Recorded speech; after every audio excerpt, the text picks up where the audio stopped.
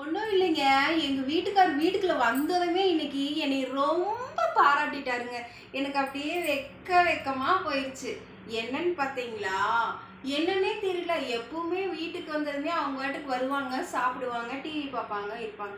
இன்னைக்கு என்னடான்னு பார்த்தா வீட்டுக்குள்ள நுழைஞ்சதுமே உன்னை மாதிரி ஒரு பொண்டாட்டி 7 ஜென்மத்துக்கும் எனக்கே கிடைக்கணும். உன்னையே நானே கல்யாணம் பண்ணிக்கணும்னு என்னை பாராட்டிட்டாருங்க.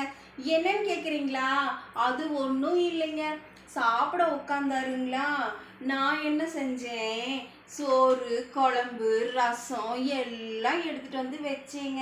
எங்கள் வீட்டுக்காரர் சொன்னார், சாம்பாரை கொண்டு போய் எடுத்து வச்சிடுன்னு சொன்னாருங்க. நான் என்ன செஞ்சுட்டேன், நல்லா அடுப்பை கூட்டி அடுப்பை பற்ற வச்சு சாம்பாரை கொண்டாய் அடுப்புக்குள்ளே ஊற்றி சுடுன்னு சுட்டு பார்க்குறேன். சுடவே முடியலைங்க. அது எப்படி சுடுறதுன்னே எனக்கே தெரியல. அப்புறம் என்னன்னு பார்த்தீங்கன்னா அடுத்தது ரசம் ஊற்றுன்னு சொன்னாருங்க. நான் என்ன செஞ்சுட்டேன், சரி மனுஷன் சாப்பிட்டாரே அப்படின்னு சொல்லிட்டு வெகு வருஷமாக எடுத்து ரசத்தை கொண்டே ஜல்லுன்னு ஊற்றிட்டு பக்கத்து வீட்டுக்காரன் மூஞ்சியில் இதை எடுக்க அவங்களுக்கு ஆகாது பார்த்தீங்களா, அதனால ஊற்றிட்டேன். அப்புறம் பார்த்தீங்கன்னா அவர் ஒரு விசேஷத்துக்கு கையில் மோதிரம் போட்டு பண்ணாருங்களா, அதை கலட்டி அங்கே ஜன்னலில் வச்சிருக்கேன், எடுத்து வச்சிருன்னாருங்களா. நான் எடுத்துகிட்டு போய் அழகு கடையில் வச்சுட்டேங்க. 1 கிராமுக்கு 5000 கொடுத்தாங்க, வாங்கிட்டு வந்துட்டேன். எப்படிங்க நான் செஞ்சது, நல்லா இருக்குங்களா?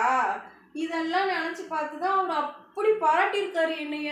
இந்த ஜென்மம் மட்டும் இல்லையா, 7 ஜென்மத்துக்கும் நானே தான் வரணுமா.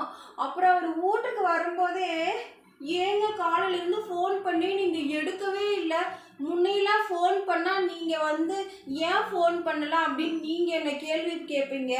இப்போ நான் உங்களை கேள்வி கேட்டேன், ஏன் ஃபோன் சுவிட்ச் ஆஃப் வந்துச்சுன்னு சொல்லி கேட்டேங்க. இங்கே பாரு, நீ சொன்னால் நம்பவே மாட்டேன், என் ஃபோனே சுவிட்ச் ஆஃப் ஆகி கிடக்குது, கொண்டே சார்ஜ் போட்டு விடுன்னு சொல்லி சொன்னாருங்க. நான் எங்கள் வீட்டுக்கார பேச்சை நான் கேட்காம இருக்கவே மாட்டேன். ஒரு கோடு கிழிச்சு தாண்ட வேண்டாம்னு சொன்னா கூட நான் தாண்டவே மாட்டேங்க. இப்படி வச்ச காலை இப்படி வைக்கவே மாட்டேன். அதே மாதிரி அவர் சார்ஜ் ஒயரை எடுத்து குத்தி விடுன்னு தான் சொன்னார். நான் செஞ்சுட்டேங்க. அவர் சொன்ன மாதிரியே சார்ஜ் ஒயரை எடுத்து செல்ஃபோனில் மாட்டி வச்சுட்டேங்க. அப்புறம் 1 மணி நேரம் கழிச்சு அவர் செல்லு எப்படி கொடுத்தாரு அப்படியே தான் இருந்துச்சு. நான் என்ன செய்வேன், சுவிட்சு போட்டு விட சொன்னால் தானே நான் சுவிட்சு போட்டு விடுவேன். அவர் சுவிட்சு போடவே சொல்லலைங்க. அதனால தான் என் பேச்சை மீறாத என் பொண்டாட்டி எனக்கே 7 ஜென்மத்துக்கும் வரணும்னு சொல்லிட்டாங்க.